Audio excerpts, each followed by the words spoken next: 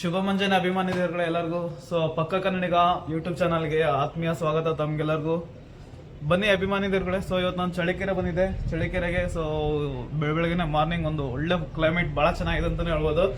Cold ಆಗಿ next level ಆಗೈತೆ. ಈ ಥರ ಇದ್ಬಿಟ್ರೆ ನನ್ನ ಕ್ಲೈಮೇಟ್ ಅಂತೂ ಭಾಳ ಇಷ್ಟ ಅಂದರೆ ಇಷ್ಟ ಆಗ್ತೈತೆ. ಸೊ ಹಂಗೆ ನೋಡಿ ಒಂದು ವೀಕ್ಷಣಾ ಕೇಂದ್ರ ಅಂದರೆ ಚಿಕ್ಕದು ಸುದ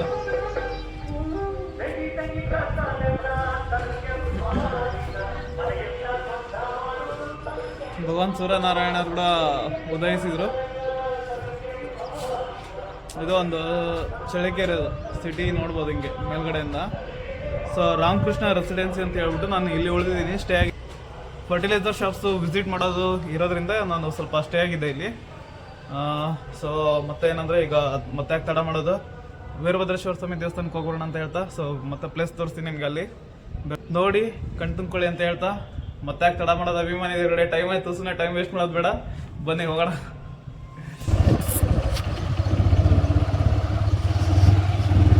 ಚಳಿಕೆರೆ ಬಸ್ ನಿಲ್ದಾಣ ಇದು.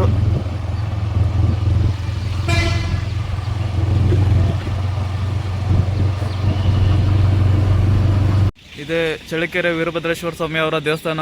ಸೊ ಒಳಗಡೆ ಹೋಗೋಣ ಬನ್ನಿ. ವೀರಭದ್ರೇಶ್ವರ ಸ್ವಾಮಿ ಅವರ ದರ್ಶನ ಮಾಡ್ಕೊಂಡು ಸೊ ಮತ್ತೆ ರೂಮ್ ಕಡೆಗೆ ಹೋಗ್ಬಿಟ್ಟು ಚೆಕ್ಔಟ್ ಆಗಬೇಕು.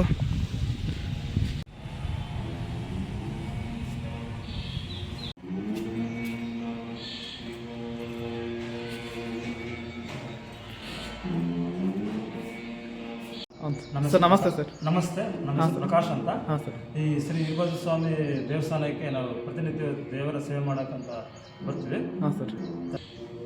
ಈ ಸುಮಾರು 500 ವರ್ಷಗಳ ಇತಿಹಾಸ ಇದೆ ಶ್ರೀ ವೀರಭದ್ರ ಸ್ವಾಮಿಗೆ. ಇದು ಯಾವ ಥರ ಇಲ್ಲಿ ಚಳಿಕೆರೆಯಲ್ಲಿ ಉಗಮವಾಯಿತು ಅಂದರೆ, ಇದು ದಾವಣಗೆರೆಯಿಂದ ವಿಗ್ರಹವನ್ನು ತೆಗೆದುಕೊಂಡು ಹೋಗುವಾಗ ಸಂಜೆ ಆಗುತ್ತೆ, ರಾತ್ರಿ ಆಗುತ್ತೆ. ಆವಾಗ ಅವರು ಇಲ್ಲೇ ದಣಿವರಿಸ್ಕೊಳ್ಳೋಕ್ಕೋಸ್ಕರ ಇಲ್ಲೇ ಮಲ್ಕೊಳ್ಳುವಂತಾರೆ ಮರದ ಕೆಳಗಡೆ. ಆವಾಗ ಬೆಳಿಗ್ಗೆ ಎದ್ದ ತಕ್ಷಣ ಅದು ವಿಗ್ರಹ ತೆಗೆದುಕೊಳ್ಳೋಕೆ ಎತ್ತೋಗಿ ಹೋಗುತ್ತಾರೆ. ಆವಾಗ ಅದು ಎತ್ತಕ್ಕಾಗೋದಿಲ್ಲ, ಇಲ್ಲೇ ಸ್ಥಾಪಿತವಾಗುತ್ತದೆ. ಆವಾಗ ಆಗಿನಿಂದ ಈಗಿನವರೆಗೂ ವೀರಭದ್ರ ಸ್ವಾಮಿ ದೇವಸ್ಥಾನ ಇದೆ.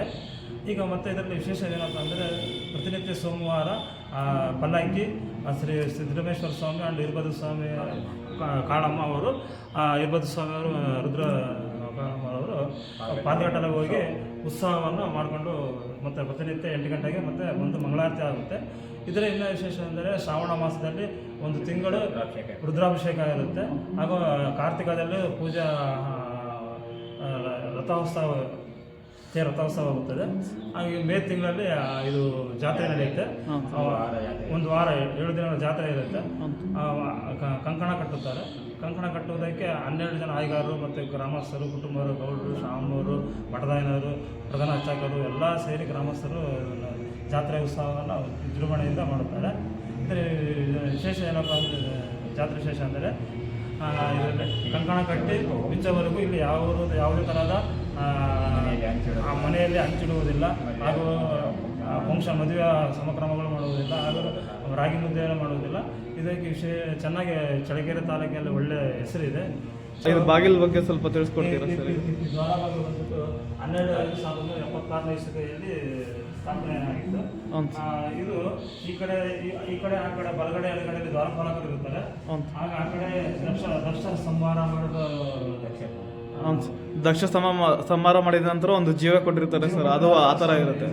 ಅವರ ಒಂದು ಅವತಾರ ಇರುತ್ತೆ. ಇಲ್ಲಿ ಈ ಕಡೆ ಗರುಡ, ಆ ಕಡೆ ಬಲಗಡೆ ಗರುಡ ಪಕ್ಷಿ ಇರ್ತದೆ. ಅಂದ್ರೆ ಇದು ಗಂಡ ಬೇರುಂಡ ಸರ್. ಗಂಡ ಬೇರುಂಡ ಅಂತ ಸೆಂಟರ್ ಮಧ್ಯದಲ್ಲಿ ವೀರಭದ್ರ ಸ್ವಾಮಿ ಇರ್ತಾರೆ. ಹೌದು ಸರ್. ಮತ್ತೆ ಸರಸ್ವತಿ. ಹೌದು ಸರ್. ಮತ್ತೆ ಅಲ್ಲಿ ಕೊನೆಯದಾಗಿ ಸರಸ್ವತಿ ಅವರಿದ್ದಾರೆ, ಈ ಕಡೆ ಬಂದು ಲಕ್ಷ್ಮಿ ಅವರಿದ್ದಾರೆ, ಮಧ್ಯ ಗಣೇಶ ಇದ್ದಾರೆ. ಸೊ ಅಲ್ಲಿ ನಡುಕಿರೋದು ಗಣಪತಿ, ಮೇಲ್ಗಡೆ ವೀರಭದ್ರೇಶ್ವರ ಸ್ವಾಮಿ ಅವರು, ಆಮೇಲೆ ಗರುಡ ದೇವರು ಆ ಕಡೆ ಅಕ್ಕಪಕ್ಕ.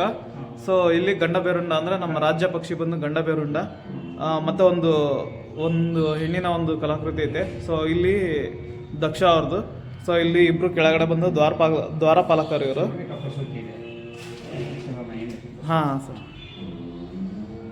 ಭಾಳ ಚೆನ್ನಾಗಿದೆ ಸರ್ ದೇವಸ್ಥಾನ. ನಾನು ಲಾಸ್ಟ್ ಟೈಮ್ ಬೆಳಗ್ಗೆ ಬಂದಿದ್ರಿ. ಸೊ ದೇವಸ್ಥಾನ ಅನ್ನೋದಾಗೆ ಅಂದರೆ ನಾವು ಬೆಳಗ್ಗೆ ಎದ್ಮೇಲೆ ಏನಂದರೆ ವಾಕ್ ಈ ಥರ ಹೋಗಿ ಬಂದ್ಮೇಲೆ ಸೊ ಒಂದು ದೇವ್ರ ದರ್ಶನ ಮಾಡ್ಕೊಂಬಿಟ್ಟು ಸೊ ನನ್ನ ಮುಂದಿನ ಒಂದು ಕೆಲಸ ಕಾರ್ಯಗಳನ್ನ ನಾನು ಮಾಡ್ಲಿಕ್ಕೆ ಇಷ್ಟಪಡ್ತೀನಿ ಸರ್. ಹೌದು. ಭಾಳ ಸಂತೋಷ ಆಯ್ತು ಸರ್. ಮತ್ತೇನಾದರೂ ಹೇಳಕ್ಕೆ ಇಷ್ಟಪಡ್ತೀರಿ ಸರ್? ಇದರಲ್ಲಿ ಪ್ರಧಾನ ಅರ್ಚಕರು ಎಸ್ ಪಿ ಅಲ್ಲೇ ಪ್ರಧಾನ ಅರ್ಚಕರು ಸ್ವಾಮಿ ಆದರ ಕುಮಾರಸ್ವಾಮಿ ಅಂತ. ಈ ಅವರು ಸುಮಾರು ಒಂದು 28-30 ವರ್ಷದಿಂದ ಇಲ್ಲಿ ದೇವರು ಪ್ರಧಾನ ಅರ್ಚಕರಾಗಿ ಸೇವೆ ಮಾಡ್ತಿದ್ದಾರೆ. ಬೆಳಗ್ಗೆ ಎಷ್ಟು ಗಂಟೆಯಿಂದ ಓಪನಿಂಗ್? 5:05 ಬೆಳಗ್ಗೆ 5:30 ರೀ. ಸಾಯಂಕಾಲ ಸರ್ ಸಂಜೆ ರಾತ್ರಿ 9 ಗಂಟೆ 9:30 ರಾತ್ರಿ 10 ಗಂಟೆವರೆಗೂ ಇರ್ತೀವಿ. ಫುಲ್ ಓಪನ್ ಇರುತ್ತೆ. ಮಧ್ಯಾಹ್ನ ಟೈಮ್ 2 ಗಂಟೆ ಕ್ಲೋಸ್ ಆಗುತ್ತೆ. 2 ಗಂಟೆ 2 ಗಂಟೆ 4 ಗಂಟೆ. ಹ್ಞೂ ರೀ. ನಮಸ್ತೆ ರೀ. ಧನ್ಯವಾದ. ಸೊ ಹಂಗೆ ಬಂದು ನವಗ್ರಹಗಳಿದ್ದಾವೆ, ಅವ್ರಿಗೊಂದು ನಮಸ್ಕಾರ ಮಾಡ್ಕೊಂಡು